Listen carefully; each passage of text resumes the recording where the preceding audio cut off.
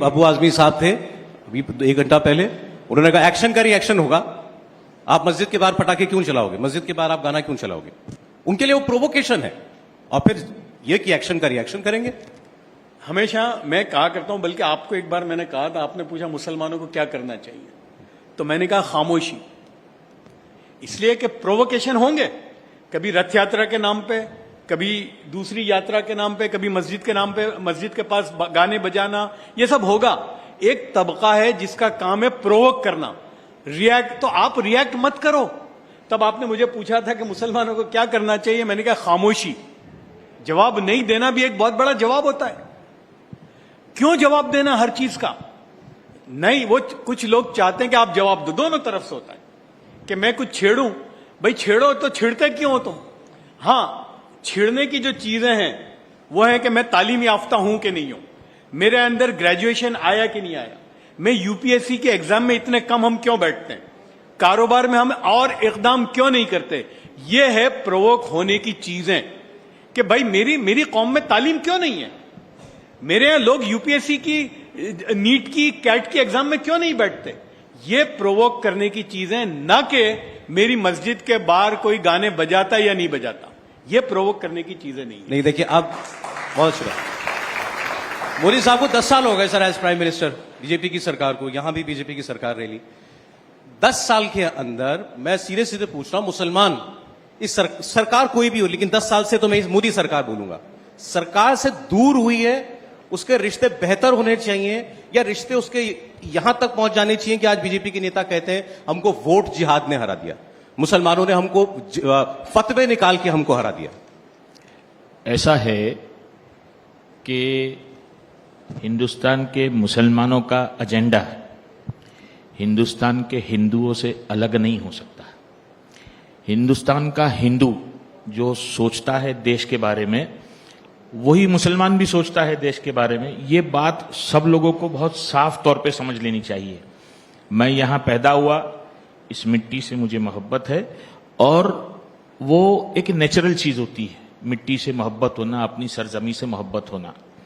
रहा सवाल सरकारों का, सरकारें आती जाती हैं। जो सरकार बैठी है, आपको लगता है कि वो सरकार आपके खिलाफ काम कर रही है, या आपको ऐसा लगता है कि वो सरकार ने कहीं पर कोई एजेंडा ऐसा चलाया है, हमको जाके बात करनी चाहिए, उनसे मिलना चाहिए, अपनी बात रखनी चाहिए कि हम ये चाहते हैं। मुसलमानों के मसले की बात करें हम, रोटी कपड़ा मकान, ये सब जूनी बात हो गई। मुसलमानों के इलाकों में काम होता नहीं होता, जूनी बात है। मुसलमानों का आज सबसे बड़ा अगर कोई प्रॉब्लम है वो एजुकेशन है। मुसलमान पढ़ता नहीं, ये कहते कहते कहते कहते सदियों गुजर गई। नरेंद्र मोदी साहब ने जब कहा था कि मैं देखना चाहता हूं कि एक हाथ में कुरान हो और एक हाथ में कंप्यूटर हो, हम उनको गले लगाना चाहते हैं। हम कहते हैं कि पूरे हिंदुस्तान में जहां जहां पर कॉरपोरेशंस की स्कूलें हैं, ग्राम पंचायत की स्कूलें हैं, मुस्लिम इलाकों में हैं या मुस्लिम और हिंदू इलाके के बॉर्डर पर है, हम उस पर काम करने के लिए तैयार हैं। वो स्कूलें हमको चलाने दे दो, हम सबको पढ़ाएंगे, और वहीं से गंगा जमनी तहजीब भी निकलेगी। ये सारी जो फसाद की जड़ है ना, वो जाहिलियत से शुरू होती है कि एक आदमी है जिसने पढ़ा ही नहीं, न दीन पढ़ी न दुनिया पढ़ी। अगर सिर्फ दीन पढ़ा है तो भी वो अधकचरा है, और अगर उसने दुनिया पढ़ी है तो भी अधकचरा है। दोनों चीजें, मजहब और असरी तालीम, अगर आप साथ में लेके चलते हैं, मैं ये कह सकता हूं दावे के साथ, झगड़ा, नफरत, हेटरेट, लड़ाई सारी की सारी खत्म हो जाएगी। क्योंकि इस्लाम भी वही सिखाता है। आपको किसी भी मजहब की तालीम में आपको ये नहीं सिखाया जाएगा कि आप लड़ाई करें। दोनों तरफ से कुछ लोग, जैसे जफर भाई ने कहा ना कि दोनों तरफ से कुछ लोग हैं जो इन चीजों को जिंदा रखना चाहते हैं। वो कुछ लोगों को बहुत सारे ज्यादा लोग मिलकर उस चीज को खत्म नहीं कर सकते। वो थोड़ी सी गर्मी फैलाते हैं, क्या हम ठंडक नहीं फैला सकते? क्या हम मिलजुल के काम नहीं कर सकते? इस्लाम तो ये कह रहा था, अभी बाहर जफर भाई ने कहा, वो मैं फिर दोहराता हूं कि मेरा पड़ोसी अगर भूखा है, हदीस कहती है रसूलुल्लाह सल्लल्लाहु अलैहि वसल्लम की, ये नहीं कहा कि मेरा मुसलमान पड़ोसी, मेरा पड़ोसी अगर भूखा है और मैं आराम से सो जाता हूं तो मुसलमान को बात ज़ेबान नहीं देती। मेरे को इस चीज का ख्याल रखना चाहिए। अच्छा, पड़ोस किसको कहा गया? 40 घर इधर, 40 घर उधर, 40 घर इधर, 40 घर उधर। हमको तो वो सिखाया गया है कि जाओ लोगों के काम आओ।